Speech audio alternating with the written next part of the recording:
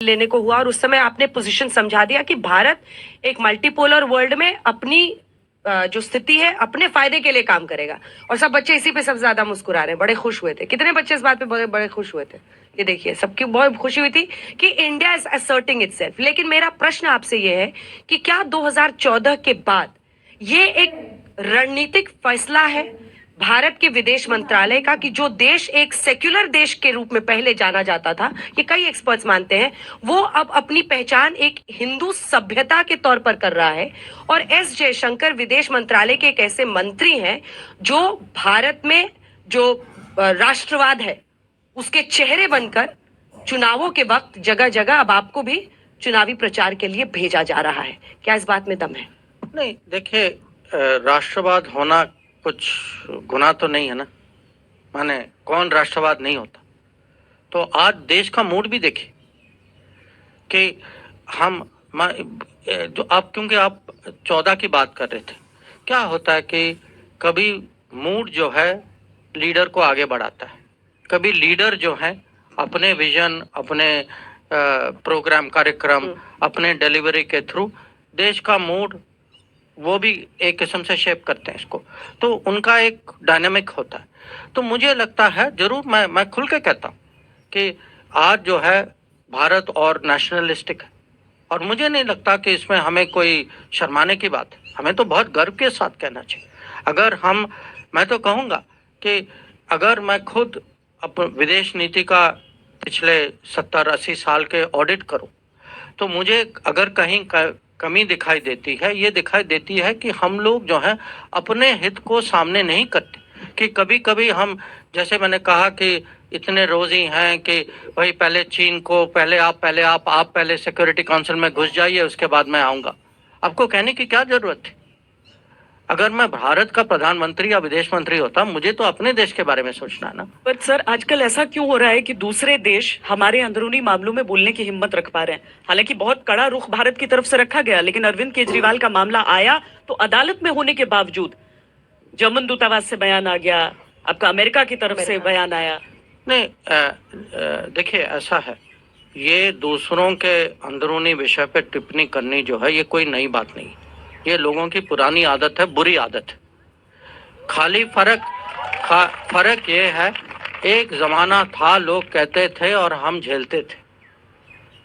अब वो जमाना बंद हो गया, जमाना बदल गया। तो एस जयशंकर जी, आप शुरू से ऐसे ही थे या 14 के बाद ऐसे हो गए? किस विषय में? ये चाहे यूरोप को सुनाना हो, अगर रूस से तेल लेने पर खरी खोटी सुनानी हो, अमेरिका को या जर्मनी को आईना दिखाना हो अगर वो भारत के अंदरूनी मामले पर हो रहे हैं, तो ये अंदर से ये पहले से था या 14 के बाद? नहीं, देखिए, थोड़ा बहुत तो सबके अंदर पहले से होता, अगर नहीं होता तो ये डेवलप होता है। हाँ। तो मेरे बारे में एक किस्म से जो आपने कहा कि राष्ट्रवादी हैं, जो हमारा जो वातावरण घर में भी नेशनलिस्टिक, मैं कहूँगा, कोई पार्टी आइडियोलॉजी नहीं थी, पर नेशनलिज्म का माहौल था।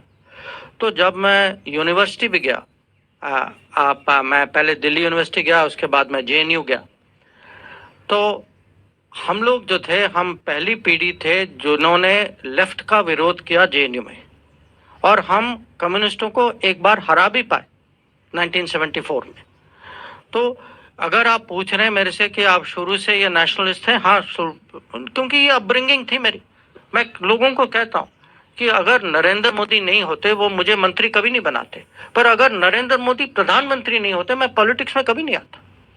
तो मुझे लगा कि ऐसे लीडर हैं, ये अगर इनके साथ इनके हाथ मजबूत न करें, ये अवसर खो दे, तो मैं बाद में, ठीक है, पैसे बनेंगे, कहीं रिटायरमेंट के बाद मैं भी सोचूंगा, यार एक मौका था, मैंने खो दिया इसको, मैं जुड़ जाता तो देखिए मेरा भी कुछ आइडियाज, मैं भी कुछ कंट्रीब्यूट कर सकता था। अब अपने अगले प्रश्न पर आते हैं, क्योंकि आपने प्रधानमंत्री की तारीफ भी की और यहाँ तक कह दिया कि आप पॉलिटिक्स में इसलिए आए हैं क्योंकि वो प्रधानमंत्री है और उन्होंने आपको ये मौका दिया। अगला प्रश्न ये है कि क्या वही मोदी ब्रांड ऑफ नेशनलिज्म या राष्ट्रवाद है जिसकी वजह से गार्डियन की रिपोर्ट सामने आई कि पाकिस्तान में भारत के इशारे पर, हमारी इंटेलिजेंस एजेंसी के इशारे पर एक्स्ट्रा जुडिशियल किलिंग हो रही है? प्रश्न का पहला हिस्सा, ए, क्या हमारे विदेश मंत्री इस बात की पुष्टि करते हैं कि भारत की तरफ से इस तरह से जो संदिग्ध हमारी नजर में आतंकी थे या जो भी थे उनकी वहां पर हत्या की गई है? दूसरा हिस्सा, विश्व जब इस ऐसे मुद्दों पर प्रश्न उठाता है और बात करता है, इसे एक्स्ट्रा जुडिशियल कहता है, तो उनको आपका जवाब क्या होगा? बी।